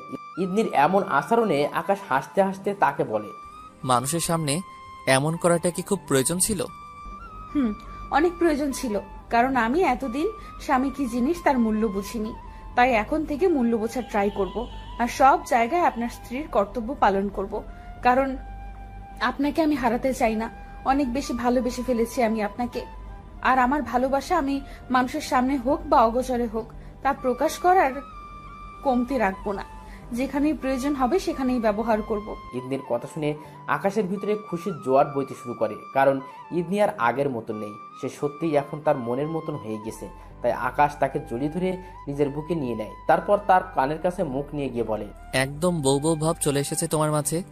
এখন খালি একটা বাচ্চার মা বানিয়ে দিলেই তুমি পরিপূর্ণ হয়ে যাবে। আকাশের কথা শুনে ইদনি লজ্জায় লাল হয়ে যায়। তার উপরে আকাশ তাকে আরো লাল করে দেয়।